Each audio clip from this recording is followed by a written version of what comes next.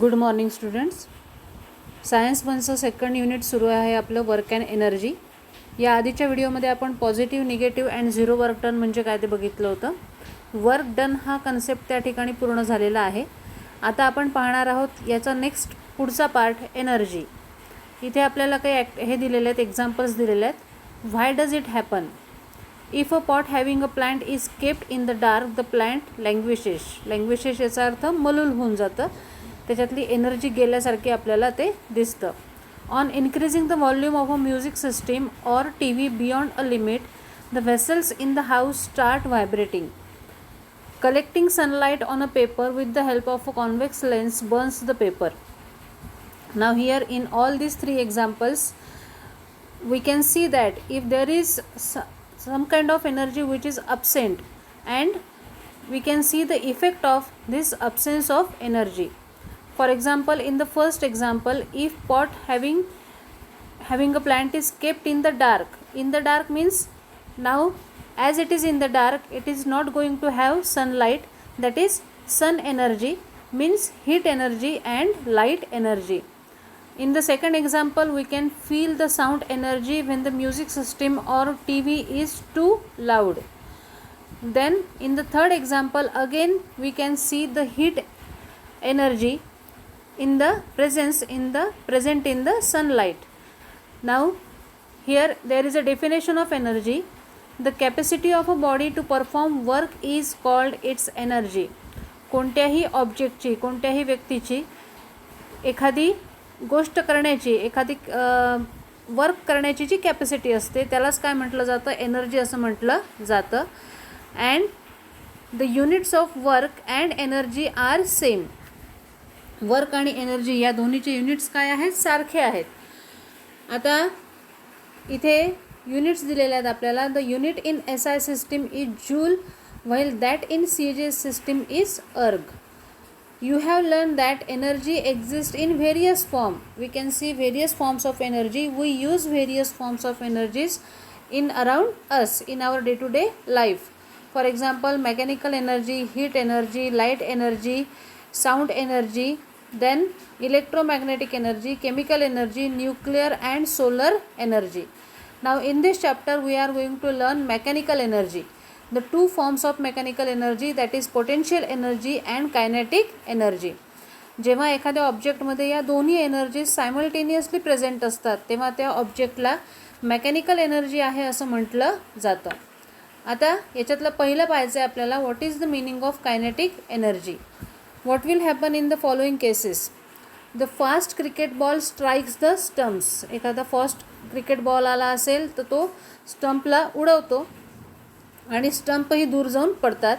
The striker hits a coin on the carrom board. Striker hit करतो carrom बोर्डमध्ये, कशाला? कॉइन्सला. One marble strikes अनादर in a game of marbles. इथे या सगळ्या एक्झाम्पल्समध्ये जे ऑब्जेक्ट्स आहेत, जसं की स्टम्प्स असतील, नंतर कॉइन्स असतील किंवा वन मार्बल असेल, all these are at a rest position and because of another thing, a ball or a striker or another marble, they get set into motion. They get energy from them and they are set into motion. Now we understand from the above examples that when a moving object strikes a stationary object, the stationary object moves. इथे stationary जो object आहे तो move झालेला आहे केव्हा? जेव्हा एखाद्या moving ऑब्जेक्टने त्याला स्ट्राईक केलेलं आहे तेव्हा. Thus the moving object has some energy, part or all of which it shares with the stationary object, thereby setting it in motion. Means sometimes what happens, this moving object gets set the stationary object into motion by giving some of its energy to the stationary object. This energy which is possessed by the object which is in motion, it is called as kinetic energy. The energy possessed by an object by virtue of its motion is known as kinetic energy. And the work done by a force to displace a stationary object through a distance is the kinetic energy gain by the object. म्हणजे या ठिकाणी जो stationery object आहे, या stationery ऑब्जेक्टवरती जो moving object आहे, त्या moving ऑब्जेक्टनी काय झालेलं आहे, फोर्स लागलेला आहे. त्याला स्ट्राईक केलं म्हणजेच काय झालं, फोर्स लागला. या फोर्समुळे जो स्टेशनरी ऑब्जेक्ट आहे त्या स्टेशनरी ऑब्जेक्टला एनर्जी मिळालेली आहे. What is that energy? That energy is kinetic energy, and because of this kinetic energy, that stationary object is set into motion. Here kinetic energy is work done on the object, and therefore kinetic energy is equals to W, that is work done means force into displacement. Now what is the expression for kinetic energy? Suppose a stationary object of mass m moves because of an applied force. Let u be its initial velocity. As the object is stationary, therefore initial velocity u is equals to 0. Applied force is F, and this generates an acceleration a in the object. After a time t, the velocity of the object becomes equal to v. म्हणजे m हे मास होतं त्या ऑब्जेक्टचं, initial velocity u ही त्याची 0 आहे. त्यानंतर जो force लागलेला आहे तो आहे F. या फोर्समुळे a एवढं ॲक्सेलरेशन त्याच्यात निर्माण झालेलं आहे. या ॲक्सेलरेशनमुळे आता त्या ऑब्जेक्टची वेलोसिटी किती झालेली आहे, v एवढी झालेली आहे. The displacement during the time is s, म्हणजे डिस्प्लेसमेंट s एवढी झालेली आहे.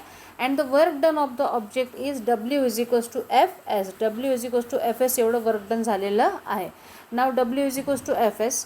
नाव according to Newton second law of motion, force equation is f is equals to m into a and s is equals to ut plus 1/2 at square. But here initial velocity u is 0, and therefore s is equals to 1/2 at square.